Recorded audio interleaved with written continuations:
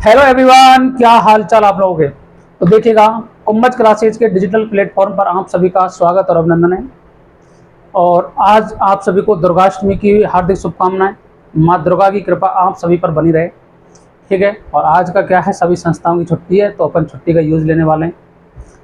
तो आज कल अपन ने जो हिंदी मीडियम का बैच स्टार्ट किया है 11th स्टैंडर्ड के लिए, और ये इतना जितना इम्पोर्टेंट 11th स्टैंडर्ड के लिए है उतना ही यदि ये चैप्टर जिस भी एग्जाम में दे रखा है उन सभी के लिए समान रूप से इम्पोर्टेंट रहने वाला है।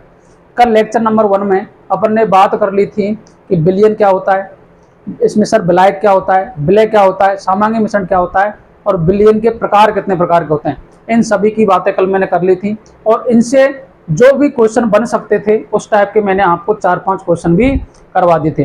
तो यदि किसी बच्चे ने लास्ट वाला वीडियो नहीं देखा है तो उस वीडियो को देख ले। और नेक्स्ट जो आज अपन टॉपिक स्टार्ट करने वाले हैं वो टॉपिक स्टार्ट करेंगे आज सांद्रता की इकाइयाँ। वेरी वेरी इंपॉर्टेंट है, प्रत्येक कंपटीशन एग्जाम की दृष्टि से यहाँ से हर बार एक ना एक क्वेश्चन पूछा जाता है। अब देखो, यदि अपन 11th स्टैंडर्ड की ही बात करें तो 11th स्टैंडर्ड के लेवल पर यदि क्वेश्चन की बात करेंगे तो अपन डेरिवेशन के अंदर नहीं जाएंगे, और डेरिवेशन के अंदर नहीं जाएंगे तो अपन ओनली ऑन बातें करेंगे कि किस तरीके के अपन को क्वेश्चन पूछे जाते हैं।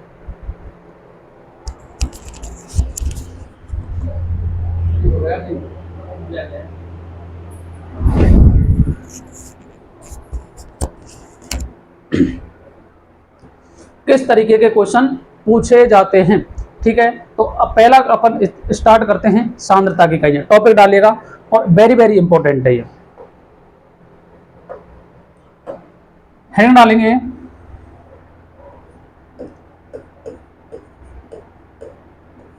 सांद्रता की इकाइयां। अब देखो सांद्रता की इकाइयां क्या होती हैं। तो देखो सर, आप जानते हो सभी कि अपन विलायक में विलय को मिला रहे हैं। किसको मिला रहे हैं जी? विलायक में विलय को मिला रहे हैं। उसकी मात्रा के आधार पर ही सांद्रता की इकाइयां डिस्क्राइब की जाती हैं। अब ये दो प्रकार की होती हैं। कितने प्रकार की होती हैं? दो प्रकार की। तो सांद्रता की इकाइयों में यदि बात करेंगे तो सर ये दो प्रकार की होती हैं। यदि मैं बात करूं तो फर्स्ट वाली की बात कर लूं, एक तो होती है जो तापमान पर निर्भर करती है, तापमान पर निर्भर करने वाली, निर्भर करने वाली। और जो बी होती हैं तापमान पर निर्भर नहीं करने वाली, तापमान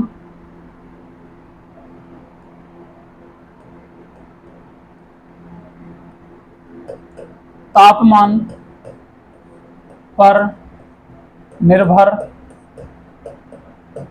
नहीं करने वाली, नहीं करने वाली, ठीक है। ये तापमान पर डिपेंड नहीं करेंगी, जबकि ये तापमान पर डिपेंड करेंगी। ये बात आपको समझनी है, ठीक है जी। अब देखो, तापमान पर कौन निर्भर करेंगी? जिनके पास में आयतन होगा। क्या होगा जी? आयतन। जिनके पास में वॉल्यूम होगा वही किसको डिपेंड करेंगी? तापमान पर निर्भर करेंगी। और जिनके पास में आयतन नहीं होगा, क्या नहीं होगा जी? आयतन नहीं होगा, वह कभी भी तापमान पर निर्भर नहीं करेंगी। ये बात अपने को समझ में आ जानी चाहिए। तो पहला क्वेश्चन तो यदि मैं कंसंट्रेशन टर्म आपको लिखाऊंगा वहीं से बन जाएगा कि कौन सी तापमान पर निर्भर करती है और कौन सी तापमान पर निर्भर नहीं करती है। तो देखो, अब देखो सर, तापमान पर निर्भर क्यों करती है उसका रीजन भी मैं बता देता हूं आपको। तो देखो, यदि आप, अब मैं पढ़ाऊंगा आगे चार्ल्स का नियम। चार्ल्स का नियम, चार्ल्स का नियम कहता है कि बी डायरेक्टली प्रोपोर्शन होता है टेम्परेचर के, अर्थात यदि तापमान को बढ़ाओगे तो वॉल्यूम भी बढ़ेगा। तो इसलिए ये तापमान पर निर्भर करने वाले वॉल्यूम तापमान पर जो निर्भर करती हैं, जिनके पास में आयतन होता है वही डिपेंड करती हैं। बाकी जिनके पास में आयतन नहीं होगा वो डिपेंड नहीं करेंगे। इसकी डिटेल चर्चा करेंगे अपन गैसियस स्टेट में, जहां अपन को पढ़ाएंगे आपको चार्ल्स लॉ, ठीक है। अभी इतना समझ जाएं आप कि बी डायरेक्टली प्रोपोर्शनल होता है टेम्परेचर के, इसलिए तापमान पर निर्भर करती हैं। अब कौन कौन सी पढ़नी है अपने को? तो देखो, अपने सिलेबस की है वही मैं बात करने वाला हूं, अदर की अपन बात नहीं करेंगे। तो देखो, अपने सिलेबस में सबसे पहले पढ़ना है आपको मोलरता। मोलरता को डिनोट करते हैं कैपिटल एम से। उसके बाद बात करेंगे नॉर्मलता की। नॉर्मलता इसको डिनोट करते हैं कैपिटल एन से। इसके बाद बात करेंगे फॉर्मलता, इसे डिनोट करते हैं कैपिटल एफ से। ठीक है जी। लेकिन इनको समझने के लिए फॉर्मलता हो गई, और इधर अपन को बात करना है भार प्रतिशत। किसकी बात करेंगे? भार प्रतिशत की बात करेंगे, अर्थात इसे परसेंट वेट बाय वेट कहा जाता है। इसके बाद में इसकी बात करेंगे अपन इसके अंदर मोललता। मोललता, और मोललता को डिनोट करते हैं स्मॉल एम से। और इसके बाद अपन बात करेंगे इसमें मोल भिन्न। किसकी बात करेंगे? मोल भिन्न, और मोल भिन्न को अपन डिनोट करते हैं कैपिटल एक्स से। एक बार मैं देख लेता हूं आपके सिलेबस में क्या यही पार्ट दे रखा है क्या? बोलो कौन कौन सी यूनिट दे रखी है? तो देखो सिलेबस अपने पास होना चाहिए। सबसे पहले यही बात करेंगे अपन, कौन कौन सी अपने को कंसंट्रेशन टर्म पढ़नी। पढ़ाने को तो मैं 15-20 कंसंट्रेशन टर्म पढ़ा दूं आपको, लेकिन आपके सिलेबस का पार्ट कौन सा, यही बातें करेंगे, क्योंकि अपन लेव स्टैंड के सिलेबस से बाहर नहीं जाएंगे। बाकी यदि किसी को डिटेल्ड पढ़ना है ना, तो इस पर यूट्यूब पे क्लासें पड़ी हुई हैं, तो आप वहां देख सकते हो। मैंने सारी कंसंट्रेशन टर्म पढ़ा रखी है। तो देखो मोलरता, नॉर्मलता, फॉर्मलता, मोललता, मोल भिन्न और भार प्रतिशत, बस यही बातें करनी है। ठीक है जी। तो आपको समझ में आ गया कि कौन कौन सी तो तापमान पर निर्भर करेंगी। सर मोलरता करेगी, नॉर्मलता करेगी और फॉर्मलता करेगी, जबकि भार प्रतिशत, मोललता और मोल भिन्न कभी भी इस पर डिपेंड नहीं करती है। ये एक्स है, क्रॉस नहीं है, ये एक्स है, एक्स। अगली बात समझ में, इसे बोलते हैं एक्स। अब देखो जी, अपन बात करेंगे सबसे पहले जो तापमान पर निर्भर करती हैं उन कंसंट्रेशन टर्म की बात करने वाला हूं। ठीक है, अब देखिएगा सबसे पहले अपन मैं बात करूंगा, सबसे पहले हेडिंग डालिएगा मोलरता। लेकिन मोलरता को समझने के लिए सबसे पहले अपन को थोड़ा आइडिया होना चाहिए मोल का, मोल संकल्पना। मोल संकल्पना ये आपको थोड़ा आइडिया होना चाहिए। ये टॉपिक मैं थोड़ा पढ़ा देता हूं ताकि आपको समझ में आ जाएगा कि सर मोल संकल्पना यदि अपने को समझ में आ जाएगी ना, तो अपन सारे कंसंट्रेशन टर्म को, सांद्रता की इकाइयों को पढ़ सकते हैं। लेकिन सर मोल ही निकालना नहीं आएगा तो कैसे पढ़ेंगे बताओ अपन? तो देखो सबसे पहले आपको मोल संकल्पना पढ़नी है। मोल संकल्पना का मतलब होता है कि जिस तरीके से दर्जन का मतलब 12 होता है, ओवर का मतलब 6 होता है, उसी तरीके से किसी भी नंबर जो पार्टिकल्स होते हैं ना, उनका नंबर ही मोल होता है। जैसे मैंने कहा 12 ग्राम कार्बन या 1 मोल, अगर मैंने कहा ऑक्सीजन का 16 ग्राम या 1 मोल, तो वही किसके बराबर हो जाता है? मोल के। अब अपन ज्यादा इसकी बात नहीं करेंगे, क्योंकि अपन को ओनली ऑन फॉर्मूले आने चाहिए इसके। किसके फॉर्मूले?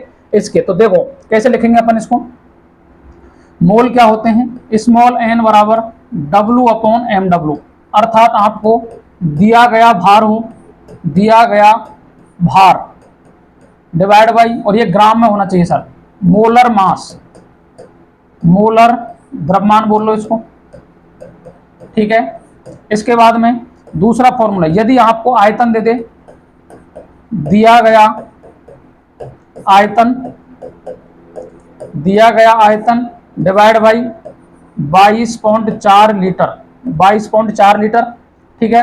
इसके बाद में इसे लिखते हैं अपन B अपॉन 22.4 लीटर। ठीक है। यदि सर आयतन आपको ml में दे दे, तो यदि आपको आयतन को ml में दे दे तो आप डिवाइड कर देना 22,400 से। किससे डिवाइड कर दोगे? 22,400 से।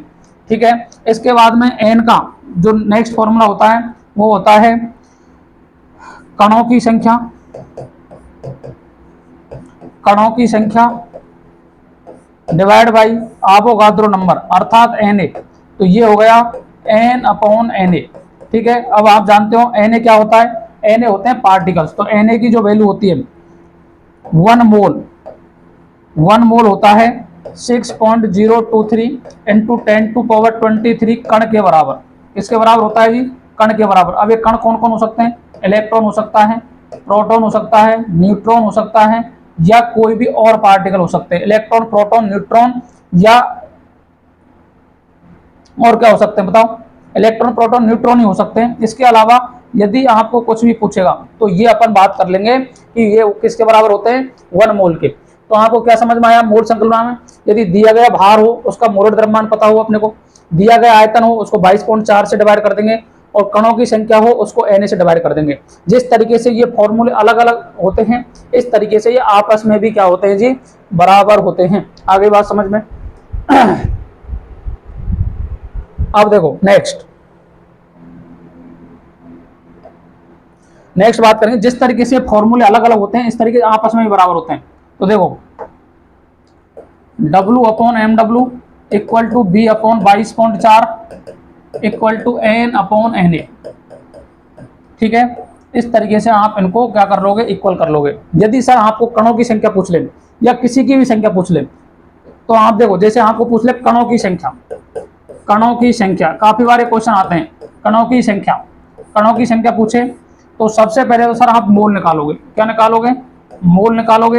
अब मोल निकालने के 3 फॉर्मूले मैंने बता दिए, यहां से मोल निकाल लेना, उसके बाद में मल्टीप्लाई कर देना Na से, इसके बाद में कणों की संख्या से मल्टीप्लाई कर देना, कणों की संख्या से मल्टीप्लाई कर देना। यही फॉर्मूला होता है कणों की संख्या। इलेक्ट्रॉन पूछे तो इलेक्ट्रॉनों से मल्टीप्लाई कर दो, प्रोटॉन पूछे तो प्रोटॉन से मल्टीप्लाई कर दो, और यदि न्यूट्रॉन पूछे तो न्यूट्रॉनों से मल्टीप्लाई कर दो। अब आपको पता होना चाहिए सर मोलर द्रव्यमान क्या होता है, क्या होता है मोलर द्रव्यमान। तो सबसे पहले आपको परमाणु भार कुछ याद करना है। परमाणु भार, परमाणु भार कैसे याद करोगे? जैसे सर सोडियम का 1 होता है, हीलियम का 2 होता है, लिथियम का 7 होता है। ये तो परमाणु भार बताने मेरे को, इसमें परमाणु क्रमांक नहीं। हीलियम का 4, लिथियम का 7, इसके बाद आता है बेरिलियम, बेरिलियम का होता है 9, बोरोन, बोरोन का होता है 10.8, तो अप्रोक्सीमेट 11 ले लो इसको। बोरोन के बाद आता है कार्बन, कार्बन का होता है 12, इसके बाद में नाइट्रोजन, नाइट्रोजन का 14, ऑक्सीजन का 16, फ्लोरीन का 19, नियोन, नियोन का जो एटॉमिक मास होता है परमाणु भार वो 20 होता है।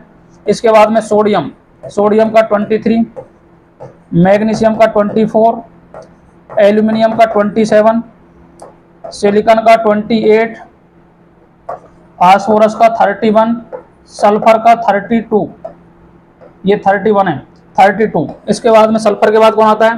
क्लोरीन, क्लोरीन का होता है 35.5। इसके बाद में आर्गन, आर्गन का होता है 40, अर्थात ये होता है 39.94, अर्थात 40 करीब ले लो इसको। पोटेशियम, पोटेशियम होता है 39, और कैल्शियम, कैल्शियम का होता है 20। आगे बात समझ में? जैसे आयरन, आयरन का होता है 56, आयरन का होता है 56। ठीक है, कॉपर, कॉपर का होता है 63.5। इसके बाद में जैसे आपको एजी दे दे, एजी का होता है 107 ETC। अब ऐसे तो काफी है, जैसे आयोडीन का 127 होता है, ब्रोमीन का 80 होता है, अब ETC। इस तरीके से आप याद कर लोगे। आगे बात समझ में? ज्यादातर तो आपका काम यही से बन जाएगा। इसके अलावा यदि आता है तो आपको पेपर में देगा वो। आगे बात समझ में? ठीक है सर, ये है 11। ठीक है, इसके बाद हम परमाणु भार याद कर लोगे। अब मैं जैसे पूछ के आपको एग्जाम्पल बताता हूं। जैसे एग्जाम्पल आपको ज्यादातर एग्जाम्पल पूछे जाते हैं, जैसे NaOH, NaOH, NaOH का होता है 40 ग्राम मोल इनवर्स, ये याद कर लेना आप। NaCl, NaCl का होता है 58.5, क्योंकि 23 और 35 तो ग्राम मोल इनवर्स। ठीक है, इसके बाद में आपको पूछता है C6H12O6, ये है ग्लूकोज, ग्लूकोज का होता है 180 ग्राम मोल इनवर्स। इसके बाद आता है C12H22O11 सुक्रोज, इसका होता है 342 ग्राम मोल इनवर्स। ठीक है, ज्यादातर जो एग्जाम्पल आते हैं ना, एक होता है यूरिया NH2CO, NH2CO, इसका होता है 60 ग्राम मोल इनवर्स। ये सीधे सीधे याद कर लोगे ना, तो पेपर में ज्यादातर यही पूछता है आपसे। ठीक है, इसके बाद में NaOH हो गया, NaCl हो गया। इसके बाद में यदि आपसे और पूछे, जैसे Ki पूछ ले, Ki पूछ ले, Ki का 39 और 127 ऐड करो, ये आ रहा होगा 166 ग्राम मोल इनवर्स। ठीक है, देखो 9 और 7 16, 3 2 5 6 और 1 166। इसके बाद में और क्या है? H2O, H2O का होता है 18 ग्राम मोल इनवर्स। इसके बाद आता है CH4, CH4 का होता है 16 ग्राम मोल इनवर्स। ठीक है, इस तरीके से आप क्या कर सकते हो सर, इनके मोलर मास ज्ञात कर सकते हो। इसे बोलते हैं अणुभार। क्या बोलते हैं इनको? अणुभार कहा जाता है। अणुभार अर्थात किसी भी मॉलिक्यूल का जो भार होता है उसे बोलते हैं अणुभार। आगे बात समझ में? अब आपको मोलरता समझने में कोई भी परेशानी नहीं आएगी। तो अपन करें नेक्स्ट स्टार्ट। अब देखो अपन यूनिट से स्टार्ट करते हैं अपने। मोलरता किसकी बात करेंगे जी? मोलरता। पहली हेडिंग डालिएगा मोलरता। सबसे पहले अपने को पढ़ना क्या है? इसे इंग्लिश में बोलते हैं मोलेरिटी। क्या बोलते हैं? मोलेरिटी। और डिनोट करते हैं इसको कैपिटल एम से। किससे डिनोट करते हैं जी? कैपिटल एम से डिनोट करते हैं। ठीक है, अब समझो, कैपिटल एम से डिनोट करते हैं। पहले लिखेंगे तापमान पर निर्भर करती है। तापमान पर निर्भर करती है। ये यूनिट तापमान पर निर्भर करती है, क्योंकि पहला क्वेश्चन तो यही पूछ लेगा आपसे, कौन तापमान पर निर्भर करता है और कौन तापमान पर निर्भर नहीं करता है। क्या ये दिख रहा है आप लोगों को? बिल्कुल दिख रहा है। ठीक है, तापमान पर निर्भर करती है और कौन सी तापमान पर निर्भर नहीं करती है। अब देखो नेक्स्ट बात करेंगे डेफिनेशन की। डेफिनेशन क्या लिखेंगे? 1 लीटर बिलियन में, 1 लीटर बिलियन में उपस्थित 1 लीटर बिलियन में उपस्थित विलय के मोल क्या कहलाते हैं? मोलरता कहलाते हैं। मोलरता कहलाती है। 1 लीटर बिलियन में उपस्थित विलय के मोलों की संख्या। विलय के मोलों की संख्या क्या लिखेंगे जी? विलय के मोलों की संख्या। विलय के मोलों की संख्या क्या कहलाती है? मोलरता कहलाती है। क्या कहलाती है जी? मोलरता कहलाती है। मोलरता कहलाती है। ठीक है, यह तापमान पर निर्भर करती है। इसके बाद में यूनिट की बात करेंगे मात्रक। मात्रक होता है मोल पर लीटर। इसे मोल पर लीटर लिख दो या लिख लो कैपिटल एम, ये भी इसकी यूनिट हो जाती है। ठीक है, इसके बाद अपन बात करेंगे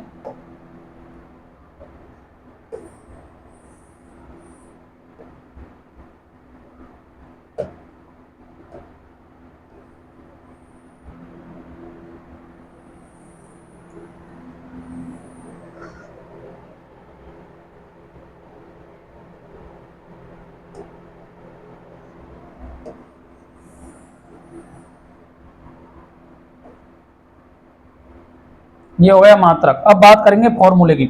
अब देखो फॉर्मूले की बात करेंगे तो देखो मोलरता इक्वल टू विलय के मोल डिवाइड बाई बिलियन का आयतन लीटर में। ठीक है जी, अब देखो इसको ओपन करो। अब मोल निकालना तो आप सीख गए, तो आप ज्यादातर आपको क्या देगा? वेट देगा। तो देखो W/mW into 1/B in litre. ये सीधा सीधा फॉर्मूला यूज करोगे आप। ठीक है, B in litre. B in litre का मतलब हो गया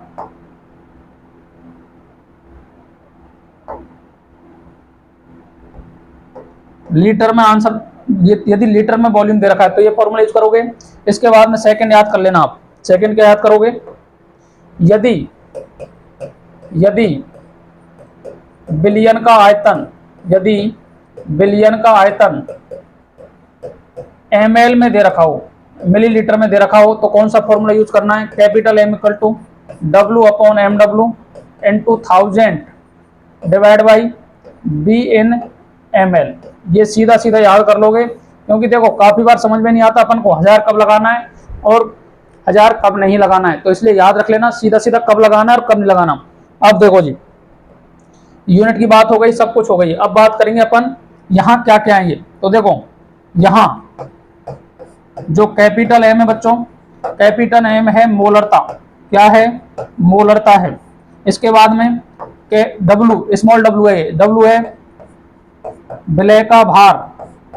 विलय का भार, और वो भी किस में सर, ग्राम में। अगर केजी में दे रखा है तो ग्राम में चेंज करना पड़ेगा। mw विलय का मोलर द्रव्यमान है, ये मोलर द्रव्यमान, ठीक है। इसकी यूनिट होती है ग्राम मोल इनवर्स, ठीक है सर। और बी क्या है, बिलियन का आयतन है, बिलियन का आयतन है। और बिलियन का आयतन जिस तरीके से यूज करोगे आप, ml में यूज करोगे तो 1000 से मल्टीप्लाई कर लेना, और यदि लीटर में यूज करना है तो 1000 से मल्टीप्लाई नहीं होगा। बोलो भाई, मोलरता में आपको इतना आना चाहिए। आई बात समझ में, क्या होती है सर मोलरता? Number of moles of solute present in per litre solution is known as molarity, अर्थात 1 लीटर बिलियन में उपस्थित विलय के मोलों की संख्या को क्या कहा जाता है, मोलरता कहा जाता है। ये तापमान पर निर्भर करती है और इसकी यूनिट होती है मोल पर लीटर। क्या होती है जी, मोल पर लीटर।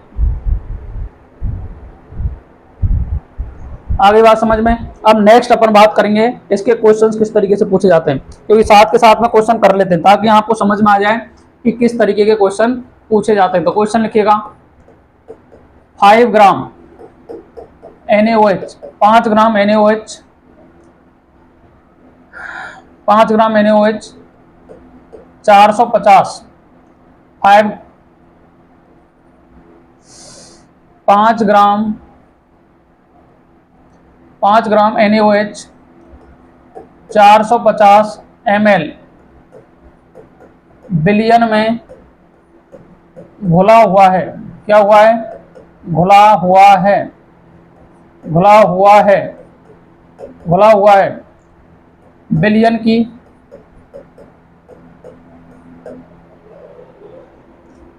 की मोलरता ज्ञात करो, बिलियन की मोलरता ज्ञात करो, बिलियन की मोलरता ज्ञात करो। अब बात करेंगे सॉल्यूशन की। तो देखो, जब अपन सॉल्यूशन की बात करते हैं तो सॉल्यूशन में एक बात समझनी है आपको, किस तरीके से सॉल्यूशन करते हैं। देखो, सबसे पहले क्वेश्चंस को करने का एक ही तरीका है। सबसे पहले क्वेश्चन में दे क्या रखा है और पूछा क्या है, क्या अपने को वो आइडिया लग जाएगा तो अपन समझ जाएंगे किस तरीके से क्वेश्चन को सॉल्व करना है।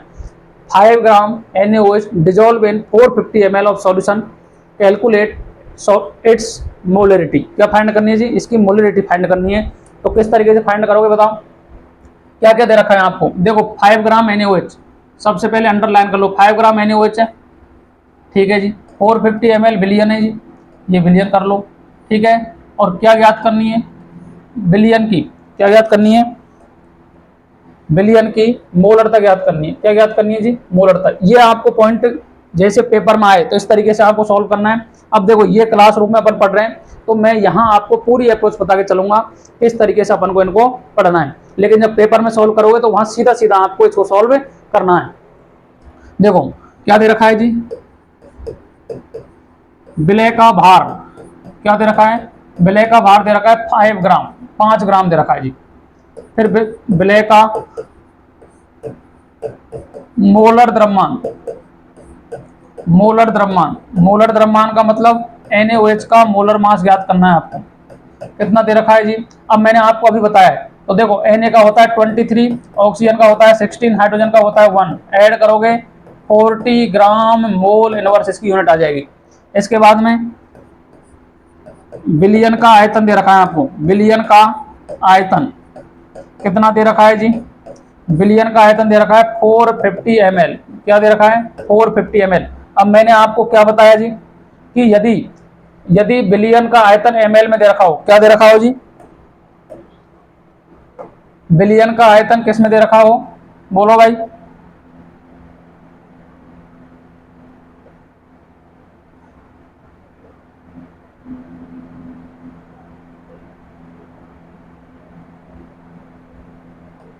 बिलियन का आयतन किस में दे रखा बताओ, बिलियन का आयतन ml में दे रखा हो तो क्या करोगे, ऊपर 1000 से मल्टीप्लाई कर दोगे। यदि बिलियन का आयतन दे रखा है ml में तो क्या करना है, 1000 से मल्टीप्लाई करना है, ठीक है जी। अब देखो, अपन को क्या फाइंड करनी है, मोलरता। तो आप जानते हो कैपिटल M बराबर W/mw into 1000 divide by capital B in ml, सीधे। अब देखो W कितना दे रखा है, 5 ग्राम, डिवाइड बाई, अब देखो यूनिट को साथ में लिखते चलो, आयतन कितना दे रखा है 40 ग्राम मोल इनवर्स, ठीक है, into 40 gram mole inverse into 1000 divide by B M L में 450 ml दे रखा है सर। ठीक है, ये दे रखा 450 ml। अब देखो 1000 से जैसे मल्टीप्लाई किया है ना, तो ये किस में कन्वर्ट हो गया, लीटर में कन्वर्ट हो गया। एक्चुअल में लीटर में कन्वर्ट हो जाता है ये। ठीक है, तो ये लीटर में कन्वर्ट हो गया। अब देखो ग्राम से ग्राम कट गया, मोल इनवर्स है, ऊपर जाएगा तो मोल और लीटर नीचे रहने वाला है, तो इसकी जो यूनिट आ जाएगी ये आ जाएगी कैपिटल एम, मोल पर लीटर क्या आ जाएगी, कैपिटल एम। अब इसको सॉल्व कर लो, ये 8 बार गया और ये 450, ये 5 9 45 और 20 तो ये आ गया 20 डिवाइड बाई 72। कितना आ गया, 20 डिवाइड बाई, क्योंकि देखो 20 ऊपर बच गया और नीचे 9 टू 72, तो देखो 2 से काटोगे तो ये 10 बार, ये 36 बार, ये 5 बार, ये 18 बार। ठीक है, और यदि इसको सॉल्व करोगे आप तो 5 डिवाइड बाई 18 आ रहा है ये, और 5 डिवाइड बाई 18 को करोगे तो 18 दूना 36, और 36 के बाद में 14 बच गए 40, 0.28 के करीब आ जाएगा ये, 0.28 एम। कितना आ गया, 0.28 एम। अब पेपर में जब इसको सॉल्व करोगे ना, तो आपको इसके आसपास के आंसर दे रखे होंगे, तो उसको टिक कर देंगे आप। आगे बात समझ में, कैलकुलेशन अपने स्तर पे भी आप क्या कर लोगे, चेक कर लोगे। ठीक है जी, मूलरता में कोई भी परेशानी नहीं होनी चाहिए। अब अपन नेक्स्ट बात करेंगे नॉर्मलता। इसकी बात करेंगे नॉर्मलता। नॉर्मलता सेकंड यूनिट है नॉर्मलता, इसे डिनोट करते हैं कैपिटल एन से। ठीक है, इसमें भी क्या लिखेंगे बताओ, तापमान पर निर्भर करती है क्या, तो तापमान पर निर्भर करती है, निर्भर करती है। अब देखो एक तो आप इनको पढ़ो, एक मैं आपको सीधा ही फंडा बता दूं नॉर्मलिटी कैसे फाइंड करते हैं। तो देखो पेपर के लिए अभी तो मैं पूरा बताऊंगा, लेकिन लास्ट में मैं आपको एक पॉइंट दिखाऊंगा जिससे आपके मोलरिटी निकाल लेना और एक्स फैक्टर से मल्टीप्लाई कर देना, उससे ही नॉर्मलिटी निकल जाएगी। तो बताओ 1 लीटर बिलियन में, 1 लीटर बिलियन में, 1 लीटर बिलियन में उपस्थित, 1 लीटर बिलियन में उपस्थित विलय के ग्राम तुल्यांकों की संख्या, ग्राम तुल्यांकों की संख्या, ग्राम तुल्यांकों की संख्या क्या कहलाती है जी, ग्राम तुल्यांकों की संख्या नॉर्मलता कहलाती है, नॉर्मलता कहलाती है, कहलाती है। और यूनिट की बात करें तो बताओ यूनिट क्या आ जाएगी, ग्राम इक्विवेलेंट अपॉन लीटर, ये यूनिट हो जाएगी इसकी। ठीक है, अगर मैं बात करूं नॉर्मलिटी की, अब देखो मैं सीधा फॉर्मूला यूज करूंगा, capital N equal to W upon M W into 1 upon B in litre into X factor, इसमें आता है एक एक्स फैक्टर। आगे बात समझ में। अब आप जानते हो ये जो पूरी टर्म है, ये पूरी टर्म एम होती है, तो capital N equal to M into X factor क्या होती है जी, N into M into X factor, अर्थात ये होता है बैलेंसी फैक्टर। एक्स को क्या कहते हैं जी, बैलेंसी फैक्टर। देखो ये वैसे बहुत कॉम्प्लिकेटेड है, एक्स को बोलते हैं, एक्स फैक्टर को बोलते हैं अपन बैलेंसी फैक्टर, संयोजकता गुणांक, क्या बोलते हैं, संयोजकता गुणांक। ठीक है, सीधा सीधा याद कर लेंगे आप इसको। अब देखो एक्स फैक्टर यहां निकालना इतना जरूरी नहीं है, क्योंकि आप जब इसको पढ़ोगे ना तो पूरा 1 घंटा का पीरियड लगता है इसमें, और यदि आप देखना चाहो तो मेरी पुरानी क्लासें यूट्यूब पे पड़ी हुई हैं, तो वहां देख लेना। लेकिन मैं आपको बता देता हूं किस किसका एक्स फैक्टर कितना होता है, तो आप सीधा सीधा जब पेपर में देखोगे ना तो आपको सीधा सीधा वही मिल जाएगा। आगे बात समझ में। तो देखो सबसे पहले मैंने बात की एग्जाम्पल की, जो पेपर में पूछे जाते हैं ना उनकी बात करेंगे। HCl के लिए एक्स फैक्टर होता है 1, एक्स फैक्टर कितना होता है, 1 होता है। ठीक है, H2SO4 के लिए होता है 2, BOH का होल 4 माइनस, याद रख लेना, इसके लिए होता है 1। ठीक है, और क्योंकि एक्चुअल में ये है ना, ये है H3 BO3 और इसमें एक OH को अपन ने एक्सेप्ट करा दिया, एक OH को एक्सेप्ट किया है, तब जाकर के इसका 1 आया है ये। ठीक है, इसके बाद में H3PO4 का होता है 3, H3PO3 का होता है 2, H3PO2, H3PO2 का होता है 1। ठीक है जी। इसके बाद में यदि आपको दे दे NaCl, NaCl का 1, MgCl2, MgCl2 का 2, AlCl3, AlCl3 का 3। ये क्या हो गए, इनके एक्स फैक्टर हो गए। अब बात करते हैं अपन सर ये H3PO4 इनके कैसे कैसे आए। तो देखो सीधा सीधा याद कर लेना, ये O, ये OH, ये OH और ये OH। बताओ ये क्या हो गया, H3PO4। तो कितने H डोनेट कर सकता है, ये 3 OH डोनेट कर सकता है। तो यहाँ इसका एक्स फैक्टर हो जाएगा सर 3। कितना हो गया, 3। कोई बच्चा 4 सोचा है तो 4 नहीं होगा। इसके बाद में P=O H OH और OH। अब देखो ये है सर H3PO3, H3PO4 है। क्या है H3PO4, ये क्या है H3PO3। तो O3 देख रहे हैं, तो यहाँ 2 ही OH को डोनेट कर सकता है। तो यहाँ एक्स फैक्टर आ गया इसका 2। कितना आ गया, 2। अब इसके बाद आता है H3PO2, H3PO2। इसमें P=O H H और OH। तो यहाँ कितना कर सकता है, 1। तो यहाँ जो एक्स फैक्टर आएगा ये आएगा 1। ये सीधे सीधे याद रखना है, पेपर में यही पूछे जाते हैं, इनके अलावा पूछता ही नहीं है वो। क्योंकि अपने को जैसे लगता है ना इसका 3 है, इसका भी 3 होना चाहिए, इसका भी 3 होना चाहिए। H को देखते हैं अपन, लेकिन अपन को देखना है OH, ऑक्सीजन से H कितने जुड़े हुए हैं, वही डिसाइड करेगा उसका एक्स फैक्टर। एक एग्जांपल आता है इसमें BO, ये है H3BO3। क्या है H3BO3। जब एक OH को ये एक्सेप्ट करता है तो ये एक्चुअल में तो इलेक्ट्रोफाइल है। क्या है, इलेक्ट्रोफाइल। लेकिन जब OH लगा होता है तो बच्चे समझते हैं कि हो गया न्यूक्लियोफाइल। तो ये एक OH को एक्सेप्ट करता है तो इसका एक्स फैक्टर आ जाता है 1। कितना आ जाता है, 1। बाकी ये क्या है सर, इलेक्ट्रोफाइल, इलेक्ट्रॉन स्नेही है। एक बार 2016 में पूछा गया क्वेश्चन है ये, कौन निम्न में से कौन सा इलेक्ट्रॉन स्नेही है। तो ये इलेक्ट्रॉन स्नेही का काम करता है। आगे बात समझ में, क्योंकि ऑक्टेट देखोगे ना तो ऑक्टेट कंप्लीट नहीं है इसका, 6 ही है ये। ठीक है, ये वो आदमी है जो कर्जे में डूबा हुआ है, लेकिन अपना जो टोरा होता है, टोरा उसको बना के रखा हुआ है। इस तरीके से आपको नॉर्मलिटी में क्या याद करना है कि सर सबसे पहले मैं मोलरिटी फाइंड कर लूंगा और उसके बाद में मैं क्या निकाल लूंगा, उसकी नॉर्मलिटी निकाल लूंगा। जैसे मैं बात करूं क्वेश्चंस की, देखो नॉर्मलिटी को मैंने आपको नॉर्मल लेवल स्टैंड के रूप में पढ़ाया है, लेकिन इसी को मैं यदि नीट जेईई में पढ़ाता हूँ ना तो मेरे को नॉर्मलिटी पढ़ाने में 1.5 घंटा लगता है। क्योंकि नॉर्मलिटी में अपन पूरे जो इसके डेरिवेशंस हैं उनको करते हैं, उसके बाद में एक्स फैक्टर निकालना सिखाते हैं। लेकिन यहाँ सीधे मैंने आपको एग्जाम्पल्स बताएं कि इन एग्जाम्पल्स को याद कर लेना, इनका एक्स फैक्टर इतना होता है। सीधा सीधा पेपर में आपको यही पूछ लेगा। अब जैसे सर नॉर्मलिटी पूछेगा, क्वेश्चन है 80 ग्राम NaOH, 80 ग्राम NaOH 450 या बोल दो 500 ml बिलियन में घुला हुआ है।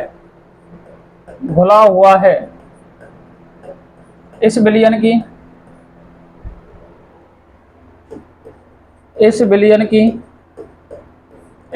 की मोलरता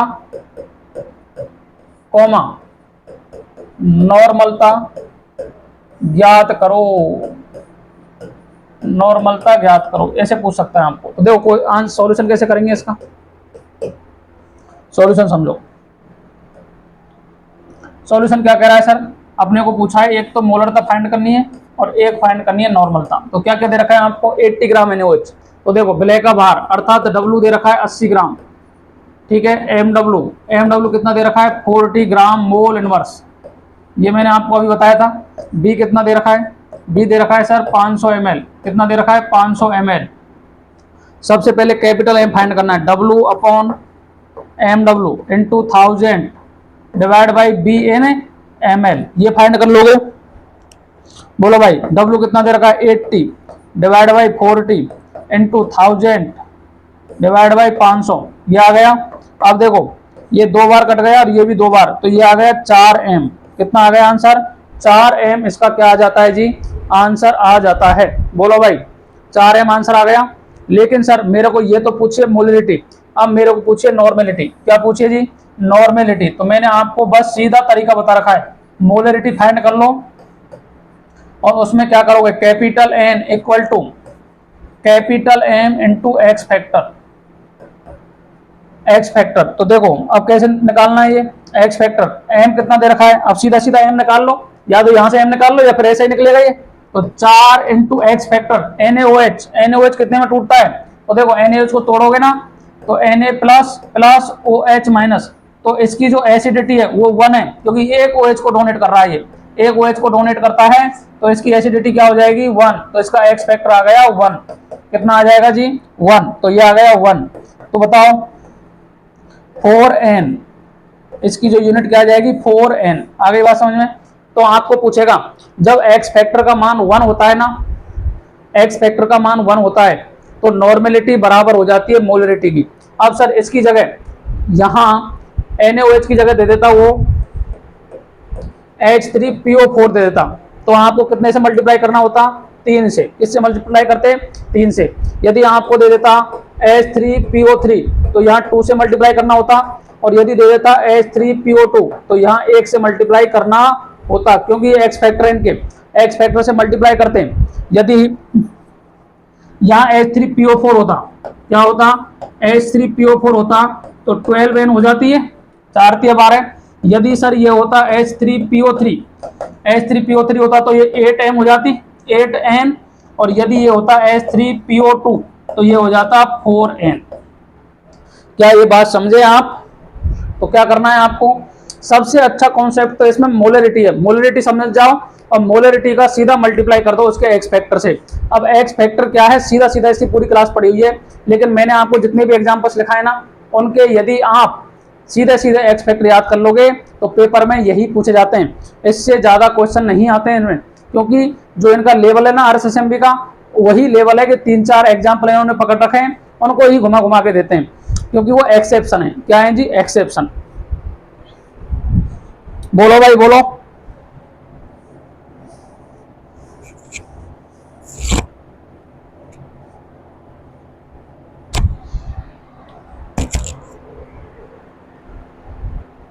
आगे बात समझ में।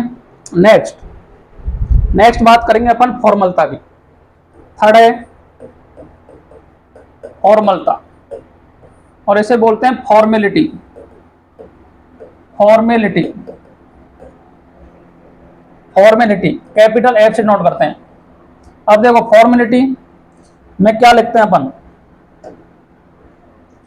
तापमान पर निर्भर करती है क्या, तो तापमान पर सर निर्भर करती है, तापमान पर निर्भर करती है, तापमान पर निर्भर करती है। उसके बाद में यह मोलरता के समान ही होती है, समान ही होती है, ये मोलरता के समान ही होती है, बिल्कुल मोलरता के समान ही होती है। ठीक है। फॉर्मेलिटी यह आयनिक यौगिकों के लिए उपयोगी है। किसके लिए, आयनिक यौगिकों के, आयनिक यौगिकों के लिए उपयोगी होती है। जो आयनिक यौगिक होंगे ना उपयोगी होती है, आयनिक यौगिक होंगे उनके लिए ही उपयोग में लेते हैं। जैसे एग्जांपल के लिए बात करूं मैं, NaCl, KCl, MgCl2, AlCl3, ETC, ये जितने भी आयनिक कंपाउंड है ना उन सभी के लिए अपन यूज क्या करते हैं, फॉर्मेलिटी शब्द यूज करते हैं। आगे बात समझ में। अब इसकी यदि अपन बात करें डेफिनेशन की, किसकी बात करें जी, डेफिनेशन की बात करें, तो डेफिनेशन होती है 1 लीटर बिलियन में, 1 लीटर बिलियन में, 1 लीटर बिलियन में उपस्थित, 1 लीटर बिलियन में उपस्थित विलय के विलय के सूत्रधारों की संख्या, सूत्रधारों की संख्या संख्या क्या कहलाती है जी? सूत्रधारों की संख्या क्या कहलाती है? फॉर्मलता कहलाती है। ठीक है, अब जैसे अपन बात करेंगे कि ये कैसे लिखते हैं अपन इसको, तो डिट्टो ये किसकी तरह काम करती है बताओ?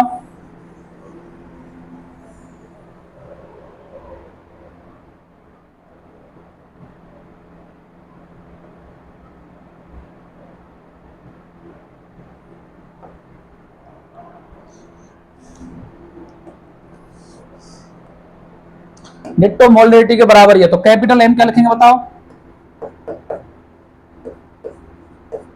विलय का भार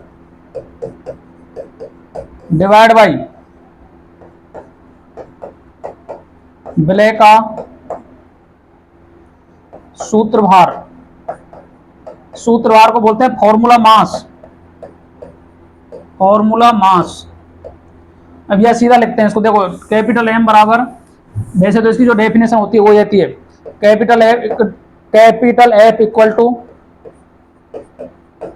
विलय का सूत्रभार, विलय का सूत्रभार डिवाइड बाई विलयन का आयतन, विलयन का आयतन, और वो भी किस में होना चाहिए सर? लीटर में होना चाहिए। किस में होना चाहिए? लीटर में। अब जो विलय का सूत्रभार होता है ना, विलय का सूत्रभार, सूत्रभार का मतलब होता है सर विलय का भार, विलय का भार डिवाइड बाई विलय का विलय का विलय का मोलर द्रव्यमान, यही होता है, क्योंकि मोलर द्रव्यमान एक्चुअल में फॉर्मूला मास ही होता है।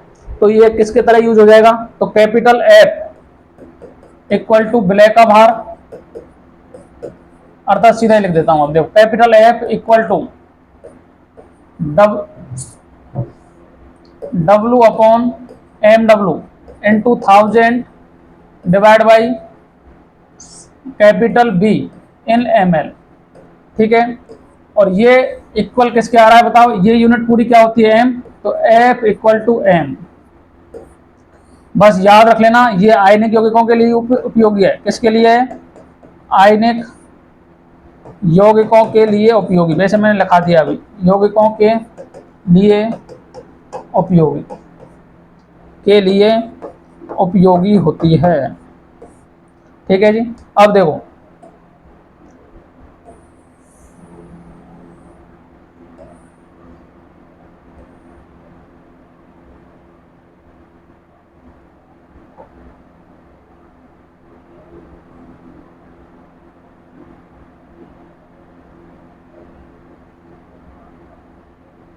ठीक है जी, अब देखो अपन करेंगे क्वेश्चन, क्योंकि क्वेश्चन पूछेगा आपसे पेपर में, तो क्वेश्चन किस तरीके से करेंगे, फॉर्मुलेटी का क्वेश्चन कैसे आ सकता है।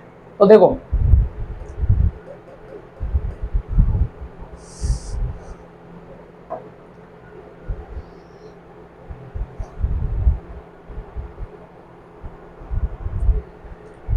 (5.85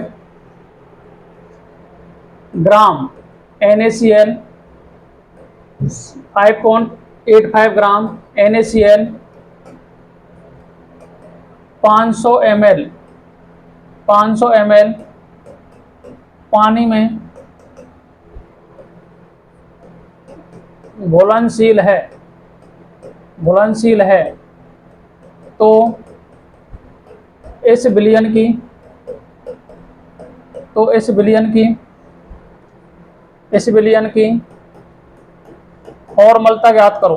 क्या ज्ञात करो? फॉर्मलता ज्ञात करो।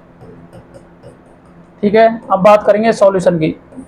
फॉर्मलता क्या होती है? सेम टू सेम क्या है सर? ये डिट्टो ये होती है किसके बराबर?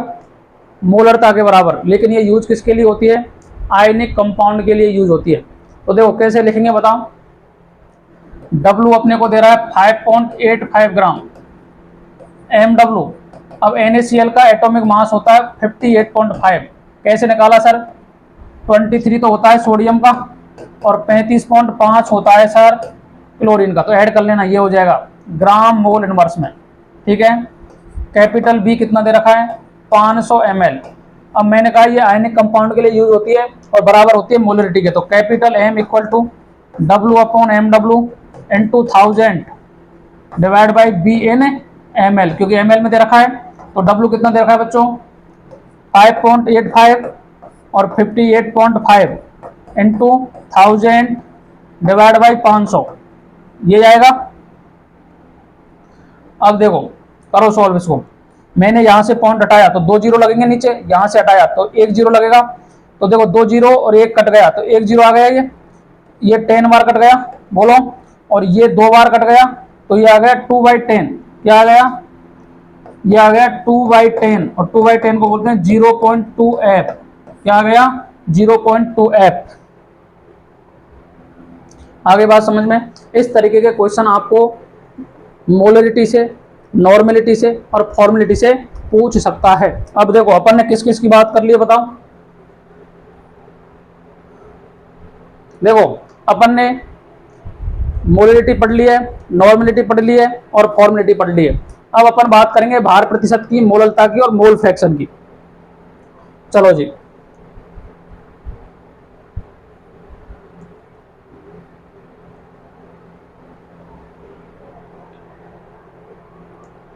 अब बात करते हैं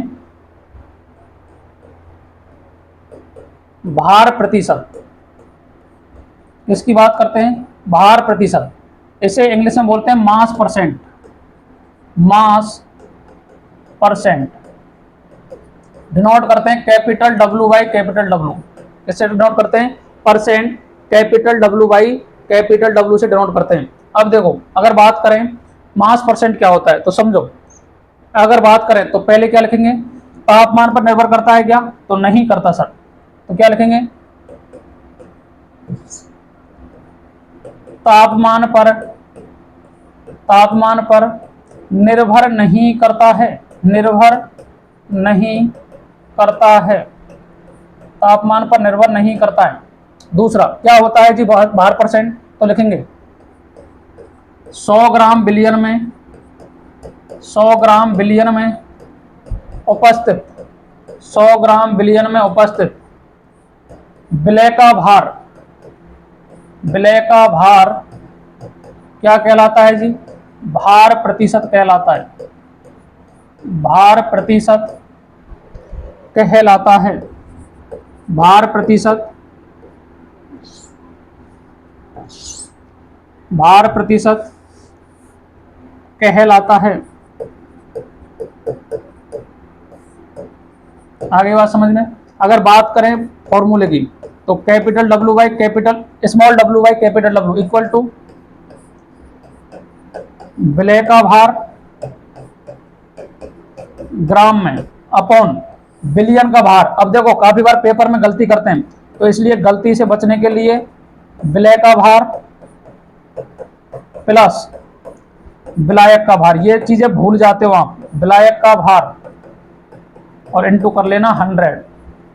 ठीक है, अगर मैं इसे small w upon capital W equal to small w upon small w plus capital W into 100 कर लेना, ये क्या कहलाएगा? परसेंट वेट बाई वेट कहलाएगा। अब मैं बात करूं सर मात्रक क्या होता है इसका, तो कोई भी मात्रक नहीं है, मात्रकहीन है ये, मात्रकहीन है। क्या है जी? मात्रकहीन, क्योंकि ग्राम से ग्राम कट जाएगा तो ये क्या हो गया? मात्रकहीन हो जाएगा। आगे बात समझ में? ये हो गया परसेंट वेट बाई वेट। अब देखो समझो इसको, इसके सीधे सीधे क्वेश्चन कैसे आते हैं वो समझना है अपने को। देखो क्वेश्चन है या एग्जाम्पल लिख दो, 40% वेट बाई वेट का तात्पर्य क्या है? तात्पर्य है, आपको पूछ लेगा कि 40% वेट बाई वेट का तात्पर्य क्या है, तो समझो इसका तात्पर्य दो हो सकते हैं, 40 ग्राम। अब देखो 40 ग्राम ये ले लो मैं,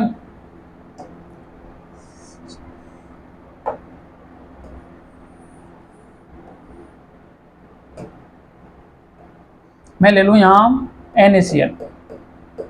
मैंने कहा sir 40% wait by wait NaCl का मतलब क्या है, तो 40 ग्राम NaCl घुला हुआ है 100 ग्राम बिलियन में। 100 ग्राम बिलियन में, एक तो ये बोल सकते हैं अपन। दूसरा मतलब क्या हो सकता है कि सर 40 ग्राम NaCl है, 40 ग्राम NaCl घुला हुआ है 60 ग्राम पानी में। इसमें 60 ग्राम पानी, और पानी क्या होता है, विलायक। क्या होता है, विलायक। तो कहने का मतलब आपको पेपर में दे देगा सीधा सीधा 40% wait by weight calculate its molarity. तो आपको समझना है कि कैपिटल जो स्मॉल डब्ल्यू है वो 40 ग्राम है और कैपिटल डब्ल्यू है 60 ग्राम। तो मोलरिटी फाइंड कर सकते हो इसकी, ये बस समझ में आना चाहिए अपने को। अब जैसे एग्जांपल के लिए मैं बात करूं, क्वेश्चन की बात कर लेते, किस तरीके के क्वेश्चन आ सकते हैं इसके। तो देखो क्वेश्चन आएगा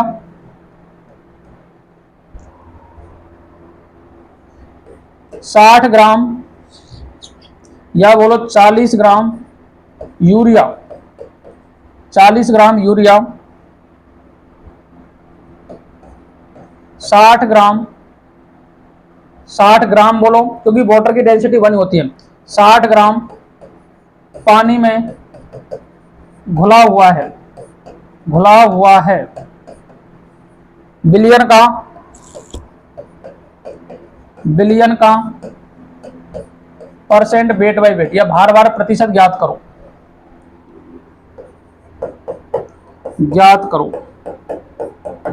सॉल्यूशन की बात करते हैं।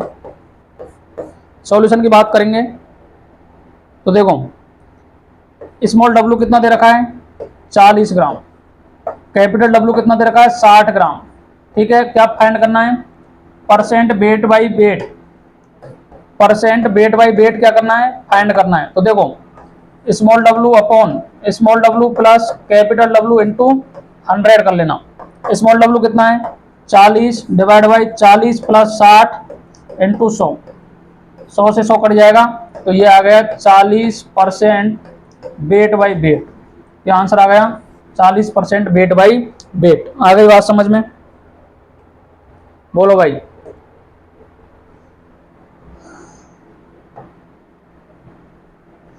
अब ये अपन 2 मिनट में आ रहे हैं, तो आप तब तक इसको पढ़ लेंगे। ठीक है,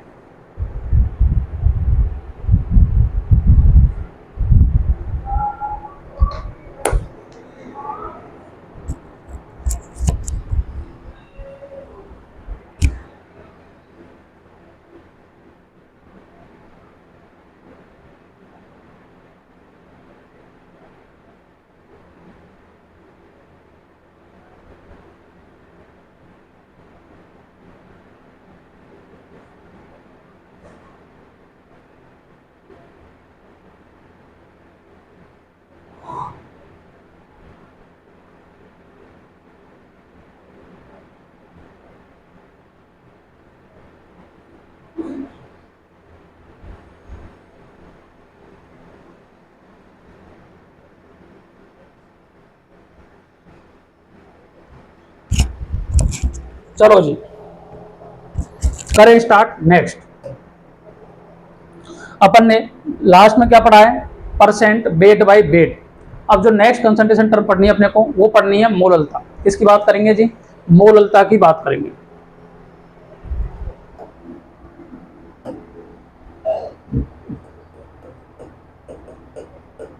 मोललता इसे डिनोट बोलते हैं मोलेलिटी, इसे डिनोट करते हैं स्मॉल एम से।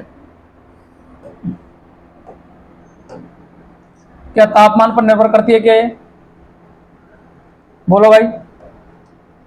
तो देखो तापमान पर निर्भर नहीं करती है, ठीक है। इसके बाद में मोललता होती क्या है, 1 kg विलायक, सभी जगह अपन क्या यूज कर रहे थे, बिलियन, इसे बोलते हैं सॉल्वेंट। 1 kg विलायक में उपस्थित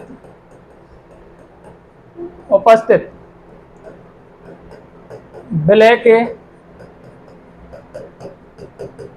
के मोलों की संख्या, विलय के मोलों की संख्या क्या कहलाती है? मोललता। मोललता कहलाती है। मोललता कहलाती है। अगर मैं बात करूं इसके मात्रक की, किसकी बात करें?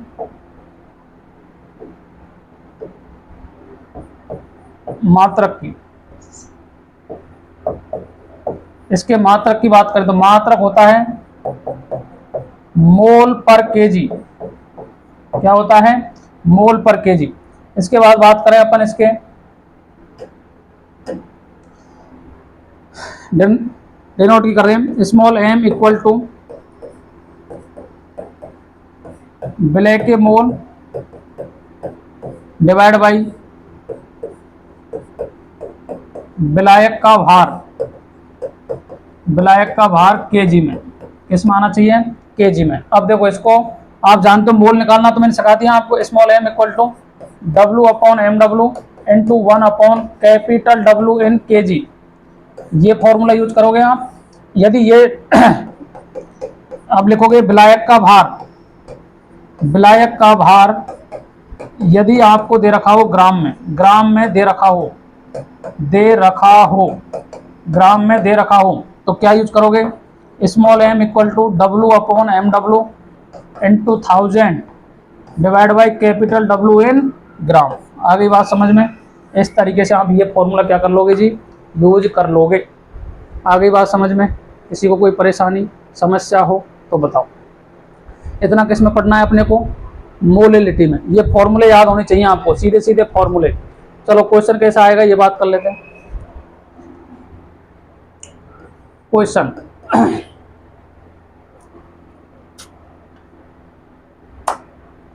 लिखेंगे 180 ग्राम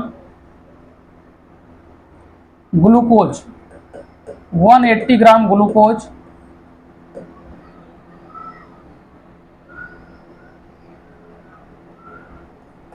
100 ग्राम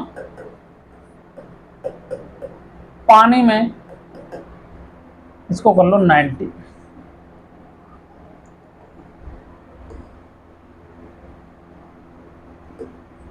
90 ग्राम ग्लूकोज 100 ग्राम पानी में घुला हुआ है, घुला हुआ है, तो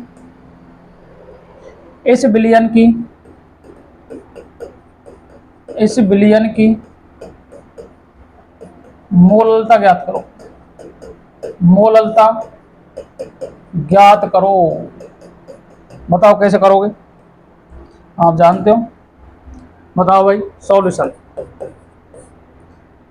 डब्ल्यू दे रखा है 90 ग्राम, एम डब्ल्यू आपको पता है ग्लूकोज का 180 होता है ग्राम मोल इनवर्स, ठीक है। कैपिटल डब्ल्यू कितना दे रखा है? 100 ग्राम। कितना दे रखा है? 100 gram. Small M equal to W upon M W into 1000 divide by capital W in gram. फॉर्मूले में रख दो value. 90 divide by 180 into 1000 divide by 100, तो ये कट गया 10 बार, और ये तो ये कितना आ गया? 10/2। 10/2 का मतलब 5। स्मॉल एम बोल दो या बोल दो मोल पर केजी। क्या बोल दो जी?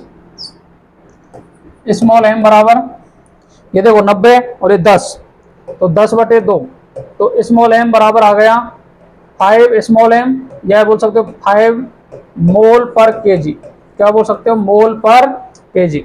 बताओ जी, आई बात समझ में आपको? इस तरीके से मोललता के क्वेश्चन आते हैं। इस तरीके के मोललता के क्वेश्चन आपको पूछे जाते हैं। बोलो भाई बोलो। इसके बाद में नेक्स्ट जो टॉपिक है अपना वो है मोल भिन्न। इसकी बात करेंगे। मोल भिन्न, मोल भिन्न को समझाने के लिए सबसे पहले आपको समझना है, क्या समझना है?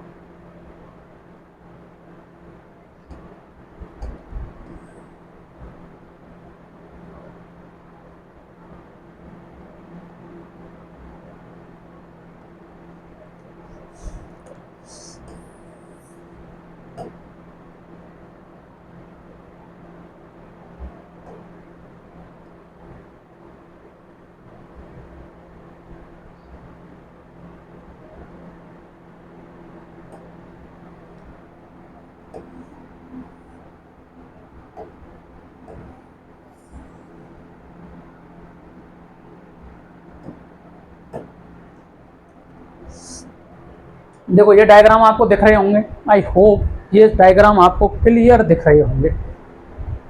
ठीक है सर, दिख रहे हैं, ठीक है। अब देखो, इसको मैंने बोला घटक ए, घटक ए, और इसको बोला मैंने घटक बी, ठीक है। और इन दोनों का मैंने ये बोल दिया बिलियन। बिलियन में आप जानते हो घटक ए भी प्रेजेंट होगा और घटक बी भी प्रेजेंट होगा, ठीक है सर। अब देखो, मैंने कहा कि सर इसके जो मोल हैं वो हैं एन ए मोल, दिए गए एन ए मोल है। मैंने कहा इसके एन भी मोल हैं। जब मैंने क्या किया,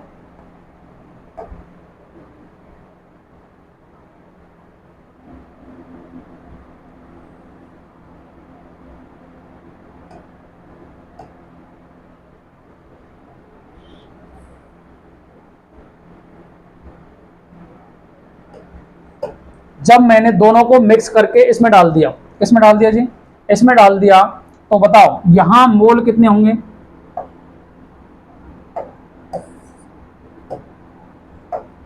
यहां मोल कितने होंगे, तो यहां मोल होंगे एन ए और एन बी, होंगे कि नहीं होंगे बताओ। मैंने कहा सर घटक ए और घटक बी मैंने दो ले रखे हैं, यहाँ इसके मोल एन ए हैं, यहाँ इसके मोल एन बी हैं, दोनों को मिक्स करके मैंने इस बिलियन में डाल दिया। तो बोलो यहाँ एन ए और एन बी मोल हो गए, क्योंकि मोल एक्सटेंसिव प्रॉपर्टी होते हैं, विस्तीर्ण गुण होते हैं जो आपस में जुड़ जाते हैं। चलो जी सर, कोई परेशानी नहीं है। मैंने दूसरा, एक तो ये कंडीशन हो सकती है, दूसरी कंडीशन क्या हो सकती है बताओ। दूसरी कंडीशन मैं मानूं कि सर यहां मेरे को इनके भार दे रखे हैं, इसका वेट दे रखा है डब्ल्यू ए और इसका वेट दे रखा है डब्ल्यू बी, बोलो भाई, ठीक है। और इनके जो मोलर मास है या मोलर द्रव्यमान है वो एम ए दे रखे हैं, और मेरे को यहां इसका जो मोलर मास दे रखा है वो एम बी दे रखा है। तो बताओ, अब आप जानते हो ये तो हो गया भार और ये हो गया मोलर द्रव्यमान, मोलर द्रव्यमान। तो क्या आप यहां से एन बी निकाल सकते हो क्या, तो एन बी इक्वल टू क्या हो गया, W B upon N B, होगा कि नहीं होगा बताओ, ठीक है। यहां मेरे को यदि एन ए निकालना है तो N A equal to W A upon M A, निकाल सकते नहीं निकाल सकते, बोलो जी। यहां भी मैं क्या W A upon M A लिख सकता हूं plus W B upon M B लिख सकता हूं क्या, बोलो भाई बोलो। जब अपने को मोल दे रखे तब तो अपन सीधे मोल, और यदि अपने को वेट दे रखा है तो पहले सर मोल निकालेंगे, मोल को दोनों को ऐड करेंगे तब जाकर के लिखेंगे। तो अब आपको मोल फ्रैक्शन समझ में आ गया होगा कि मोल भिन्न एक्चुअल में होता क्या है। तो देखो, यदि मेरे को मोल भिन्न निकालना है तो मैं इसके मोल पकड़ूंगा और टोटल मोल, इसके मोल निकालने तो इसकी मोल भिन्न निकालनी तो इसके मोल पकड़ूंगा टोटल अपॉन। तो क्या हो गया ये, बोलो मोल भिन्न की परिभाषा क्या हो गई, किसी घटक के मोल। अब घटक कौन कौन से अपने पास में, तो घटक ए भी है और घटक बी भी है। घटक बी के किसी घटक के मोल कौमा बिलियन में उपस्थित, बिलियन में उपस्थित कुल घटक के मोल का अनुपात क्या कहलाता है, मोल भिन्न कहलाता है, मोल भिन्न कहलाता है। क्या कहलाता है जी, मोल भिन्न कहलाता है। जय समझो, अब देखो समझो अच्छी बात है। अब ये निकाला मैंने, अब यदि मेरे को इसके और इसके मोल निकालने, किसके सर, इसके और इसके मोल निकालने, तो क्या मैं उसको एक्स से बोलूंगा, तो एक्स से क्या हो जाएगा, N A upon N A plus N B, बोलो। यदि मुझे इसके और इसके मोल निकालने तो यहाँ मोल फ्रैक्शन हो जाएगा एक्स बी, और ये क्या होगा बताओ, N B upon N A plus N B. ये बात समझ में आती है नहीं आती है आप लोगों को? ये बात तभी समझ में आएगी जब आप मोल पढ़ करके आ गए हो। ठीक है, तो क्या लिखाऊंगा मैं, बोलो भाई?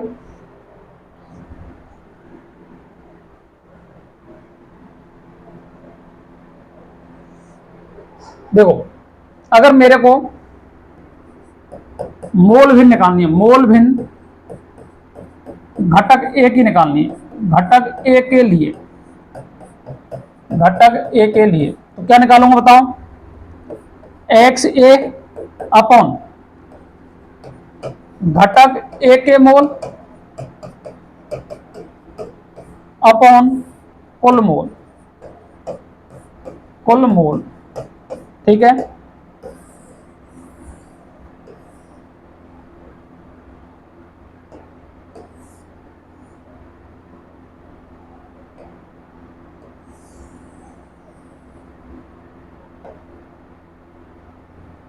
ठीक है जी।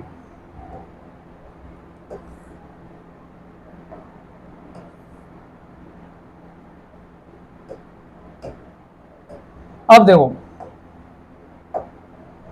अपने को निकालने हैं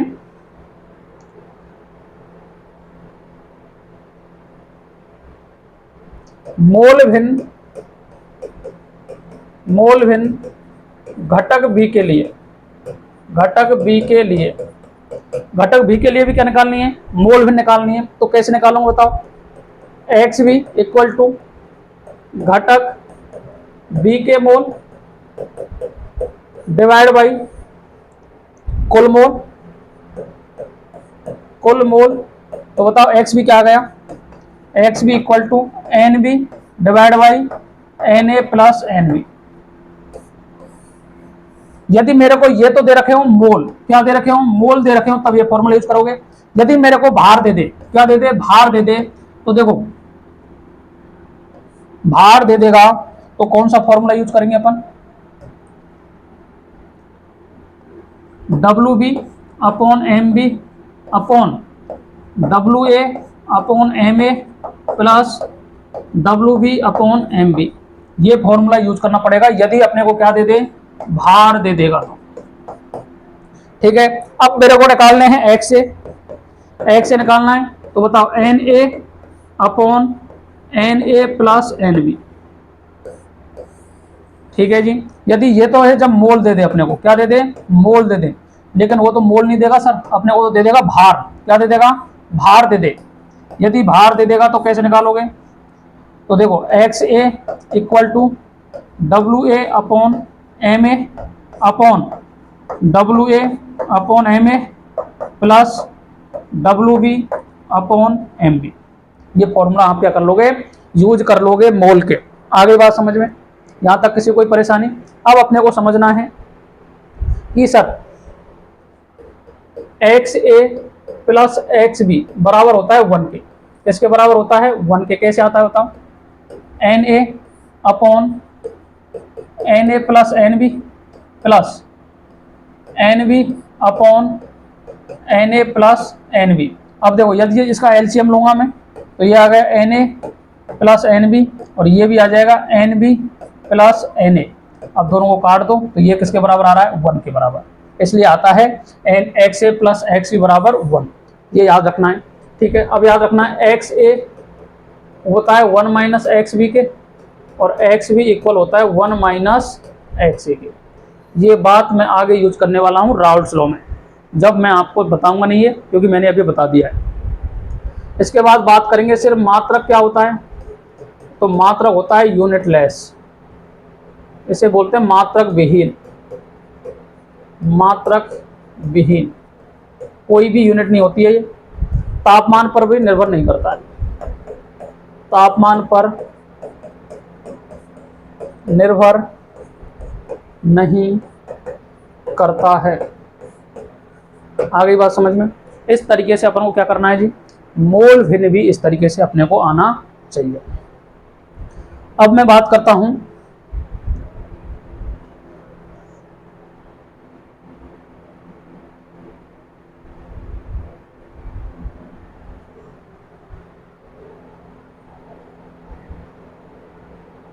चलो जी, अब मैं बात करता हूं जो मैंने आपको पढ़ाया है समरी। अर्थात समरी किस तरीके से याद रखनी है, अपने को कंसंट्रेशन टर्म में किस तरीके से फॉर्मूले याद होने चाहिए। वैसे इन कंसंट्रेशन टर्म का कोई भी उपयोग नहीं है, लेकिन आपको याद होने चाहिए इनके फॉर्मूले। पेपर में पूछेगा तो किस तरीके से यूज करोगे। सबसे पहले मैंने बात की थी capital M equal to W upon M W into 1000 upon B in M L, ये होता है कैपिटल एम। अगर मैं बात करूं यूनिट की तो यूनिट होती है मोल, या बोल दो सीधा ही कैपिटल एम, मोल पर लीटर या कैपिटल एम। इसके बाद स्मॉल एम को बोलते हैं मोलेलिटी, मोललता। ये होता है W upon M W into 1000 divide by capital W in gram, ठीक है जी। इसके बाद में कैपिटल एफ, ये आयोनिक कंपाउंड के लिए यूज होता है, आयोनिक कंपाउंड के लिए यूज होता है, ठीक है। आयनिक कंपाउंड का मतलब आयनिक यौगिकों के लिए यूज होता है। और एफ इक्वल होता है कैपिटल एम के, अर्थात आपको मोलरिटी आता है तो कैपिटल एफ भी आ जाएगा। इसके बाद आती है बात नॉर्मेलिटी की। नॉर्मेलिटी को बोलते हैं नॉर्मलता,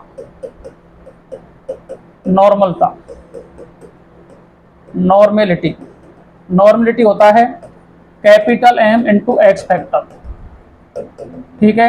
क्या याद रखना है, capital M into X factor. अब जो एक्स फैक्टर है ना, एक्स फैक्टर ये याद रख लेना, मैं बार बार लिखा रहा हूं ना, ये मतलब समझ लेना, कहीं ना कहीं उपयोगी है ये। H3PO2 का 2, H3PO2 का होता है 1 और BOH का होल 4 इसका होता है 1। यही कंफ्यूजिंग हुए जो आपको याद आने चाहिए। Percent weight by wait, small W upon small W plus capital W into 100, ये याद कर लेंगे, ठीक है। और इसके बाद में यदि एक से पूछे तो Na upon Na plus Nv, और यदि आपको पूछे XV तो Nv divide by Na plus Nv। आगे बात समझ में, XA प्लस XV ये बराबर होता है 1 के। ये रिलेशन भी आप क्या कर लोगे, याद कर लोगे। देखो पहले अपन ने एक नंबर पर मोलरिटी, दूसरे पर मोलरिटी, तीसरे पर फॉर्मेलिटी, चौथे पर नॉर्मेलिटी, पांचवें पर परसेंट वेट बाई वेट, छठवें पर मोल फ्रैक्शन। क्या इतनी ही यूनिट है आपने? बोलो भाई, एक बार देख लेता हूँ। वैसे तो यही पढ़ाई है मैंने आपको।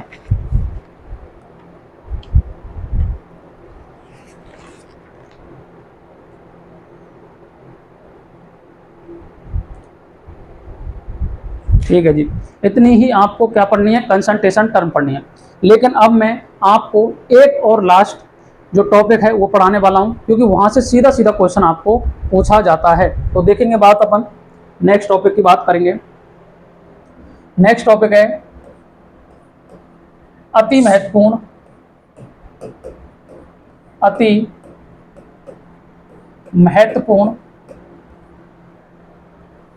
संबंध,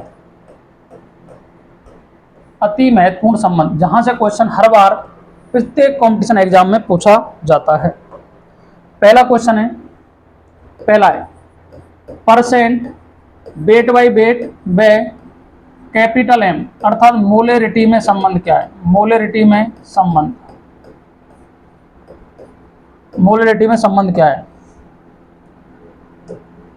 तो देखो capital M equal to percent weight by weight into 10 into D divide by M W. ये सीधा सीधा रिलेशन आप क्या कर लोगे, याद कर लोगे। यहां से क्वेश्चन पूछा जाता है। कैपिटल एम क्या है, मोलरता है जी। परसेंट वेट बाई वेट क्या है, भार प्रतिशत है। इसके बाद में डी क्या है, डी होता है घनत्व, और इसकी यूनिट हमेशा ग्राम पर ml लेनी है आपको। क्या लेनी है, ग्राम पर ml, ठीक है। एम डब्ल्यू क्या है, विलय का मोलर द्रव्यमान है। विलय का क्या है, मोलर द्रव्यमान। पहला रिलेशन तो याद रखना है ये, ठीक है जी। बोलो भाई, दूसरा रिलेशन है कैपिटल एम व स्मॉल एम में संबंध। अर्थात small m equal to 1000 into capital M divide by 1000 into D minus m into MW। Small m क्या है? मोललता है जी। कैपिटल M क्या है? मोलरता है। D क्या है? घनत्व है। और MW क्या है? विलय का मोलर द्रव्यमान। विलय का मोलर द्रव्यमान, विलय का मोलर द्रव्यमान है। ठीक है जी।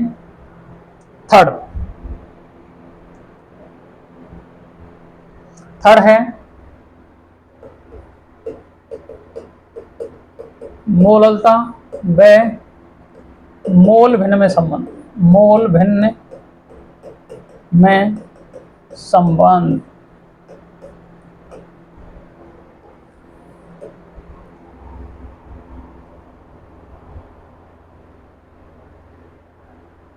Small m equal to X B upon 1 minus X A या 1 माइनस एक्स बी इंटू 55.55। ये सीधा सीधा रिलेशन याद रखना है। स्मॉल m तो आप जानते हो मोललता है, एक्स बी विलय की मोल भिन्न है और 55.55 तो क्या है? नंबर है। इस तरीके से 3 रिलेशन याद कर लोगे। इसके बाद में एक आता है तनुकरण। क्या आता है? तनुकरण। तनुकरण का मतलब है पानी मिला रहे हो आप। M1 V1 इक्वल टू कर लेना M2 V2। इस पे भी काफी बार क्वेश्चन देखने को मिल सकता है। इसलिए अब देखो, आई होप आप सभी को ये क्लास अच्छी लगी होगी। कंसंट्रेशन टर्म जितने भी लेवल स्टैंड में दे रखी हैं, मैंने बिल्कुल जीरो लेवल से एडवांस लेवल तक आपको किस किस तरीके के क्वेश्चन अप्रोच कर सकते हैं उन सभी की बातें कर ली हैं। आप यहाँ पधारे, आप सभी का थैंक यू। और लास्ट तक क्लास को जरूर देखें ताकि आपको समझ में आए कि सर लेवल स्टैंड में यदि यहाँ से क्वेश्चन आता है तो हमारा गलत नहीं होता। आप यहाँ पधारे, आप सभी का यहाँ धन्यवाद।